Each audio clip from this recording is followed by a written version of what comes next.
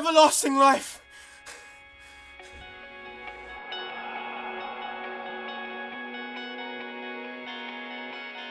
Me and Mum spoke for hours that night into Christmas morning. She hugged me so long I ended up calling for her to let go. No, she kept saying, not for a second. We talked about how much we missed Dad. Cried more times we could count, used all the tissues we had, but it was good. Actually, it was great. I had spent so much time wallowing in my hate that I forgot to make sure Mum was okay. She had to deal with losing a husband and a son on the same day.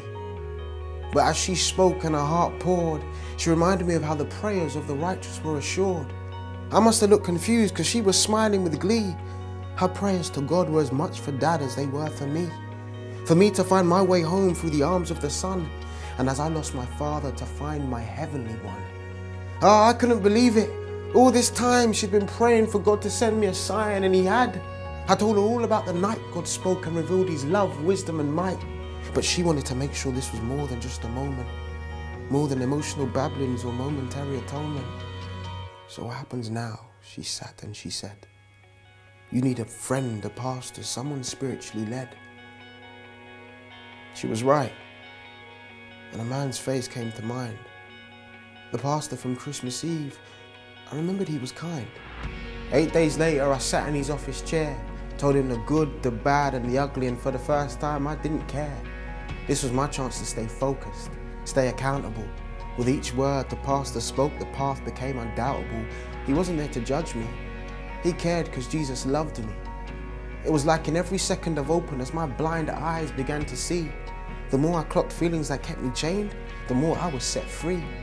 We met up every week after that, always checking on how I was, my walk with God, and sharing some food, because it wasn't just pastor and student. This was friendship truly given. Then one day in the spring, I told him about my mate in prison who had tried to help my family when funds were limited. Immediately, he challenged me on when I last visited. That hit me like a ton of bricks. It had been months since we last spoke. Once Dad got really sick, I tried to go, but I choked. Granted, things had to change. I was being made new and he was left in his pain, so I went the next week to try to make it up to him again. I sat, waiting, anticipating what to say when he'd come out of his cell. I tried to say a quick prayer, but 5 minutes after the bell, the officer told me my friend didn't want to see a visitor. I said he was confused, talking about the wrong prisoner. Stop playing games. Go tell him it's his main boy, James. He knew. Checked all the names. Rah, that stung. As I had to walk the walk of shame, my pride took over. I regretted the fact I came. I mean, he was meant to be my ride or die, yet he couldn't even look me in the eye. Maybe that was his way of saying goodbye and I had to accept it. But I knew in my heart God's plan was for me to correct it. So I went back every week after then until summer came round. But still, he wouldn't grace me with his presence or a sound. So I decided I'd write him a letter, hoping that maybe this could change things for the better. I started with telling him about the death of my dad, Christmas Eve, God, and the encounter I had. But as I went to write something more, there was an unexpected knock at the door. I opened it and my body just froze. Bit down hard as my anger rose to see my ex-girlfriend standing there. Tried to speak, but all I could do was stare. Maybe she wasn't aware of all the pain she made me bear. I went to slam the door and shut her out forever when the words, "I'm sorry," stopped me altogether. Time stood still and I felt the Spirit speak of the forgiveness I was trying to seek. It took all I had, but I invited her in, and soon enough we were catching up and joking just like old times. So, what happens now? She looked at me with her doe eyes and furrowed brow.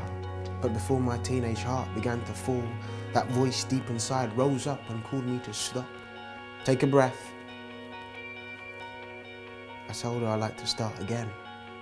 But on this new walk I'm on, this time just as friends. Yeah, it took her by surprise, but I knew the choice I made was wise. Now we're all good and I'm following Christ like I know I should. The months flew by and I kept on writing. Each with a prayer I prayed he'd find some light in. Autumn. And as the first of the leaves fell, I went back to visit again, waiting for the bell. Same as always, a rejection I was sure, till suddenly it rang and he came through the door. He had been so angry that I'd left him for so long. I told him I knew I'd done him wrong. He sighed and then he beamed the biggest smile. Apparently my letters had got him through the past while. He was sorry for the news about my dad, but wanted to know more about the encounter I had. So I explained to him as best as I could do.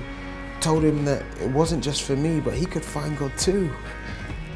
I ended up giving him Dad's Bible. He could hardly speak. He managed.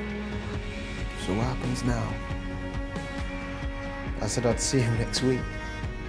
I did, and every week after that we learnt God's word together. The seasons changed and welcomed the cold weather. Winter came around again for Mum and me, and we spent a day decorating the Christmas tree.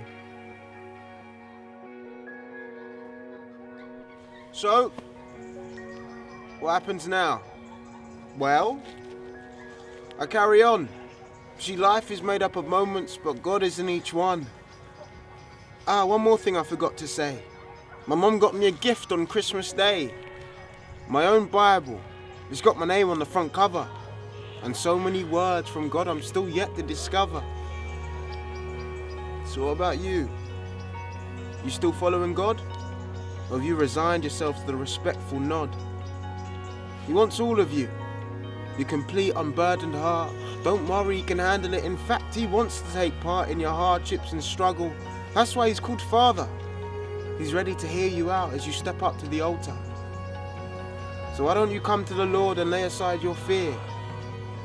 There's no better time. After all, a new year is here.